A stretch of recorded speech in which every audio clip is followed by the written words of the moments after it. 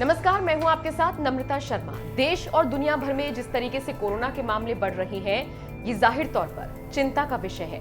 अगर हम भारत के राज्यों की बात करें तो अकेले महाराष्ट्र में एक एक दिन में कई हजार मामले सामने आ रहे हैं और जाहिर तौर पर महाराष्ट्र से इस तरह के मामले सामने आ रहे हैं, मध्य प्रदेश से आ रहे हैं, केरला से आ रहे हैं। तो ये कहीं ना कहीं देश में कोरोना से जूझ रहे लोगों की संख्या में तेजी से इजाफा कर रही है। दिल्ली में भी लगभग 1000 के आसपास नए मामले पिछले 24 घंटे में सामने आए हैं और अगर हम महाराष्ट्र की बात करें, जिसमें कि हाल ही में शुक्रवार को लगभग 25,000 के आसपास मामले सामने आए थे, ताजा आंकड़ों की माने जो कि कल रात 8 बजे तक के आंकड़े हैं, आपको जानकर हैरानी होगी कि 24,000 से ज्यादा नए मामले अकेले महाराष्ट्र में सामने आए हैं। और ये जिस तरीके से कोरोना से संक्रमित लोगों का आंकड़ा बढ़ता जा रहा है, ये कहीं ना कहीं सरकार को चिंता में तो डाल ही रहा है, दूसरी तरफ कई पाबंदियों की तरफ इशारा कर रहा है।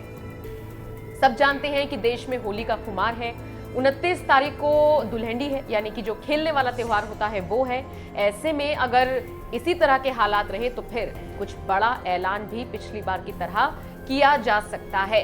हालांकि आपको ये भी बता दें कि राजस्थान की अगर हम बात करें, 8 शहरों में नाइट कर्फ्यू का ऐलान हो चुका है। मध्य प्रदेश में बाकायदा कुछ शहरों में एक दिन का लॉकडाउन लगाया गया था और महाराष्ट्र में भी जो सरकार है वो इस तरफ देख रही है कि अगर चीजें नहीं संभलती हैं तो फिर लॉकडाउन एक विकल्प है। कुछ दिन पहले उद्धव ठाकरे ने एक बयान दिया था, उसमें उन्होंने इस तरफ इशारा दिया था। उन्होंने कहा था कि बिल्कुल अगर मामले नहीं संभलते हैं, अगर लोग जागरूक नहीं होते हैं, इसी तरीके से चीजें रहती हैं तो फिर बिल्कुल लॉकडाउन एक विकल्प है। तो बहरहाल ये काफी ज्यादा चिंता का विषय है सभी के लिए, क्योंकि सरकार की ही जिम्मेदारी नहीं है, आपकी और हमारी जिम्मेदारी भी है ये समझना कि वैक्सीन भले ही आ गई हो लेकिन कोरोना अभी तक देश से गया नहीं है।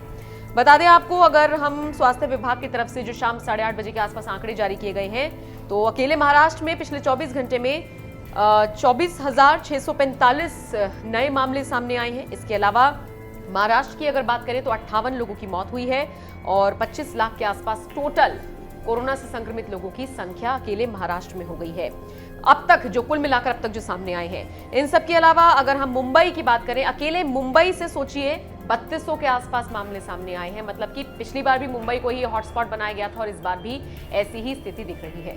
तो निश्चित तौर पर सोचने का विषय है, समझने का विषय है और साथ ही साथ सावधानी बरतने की भी बहुत ज्यादा जरूरत है।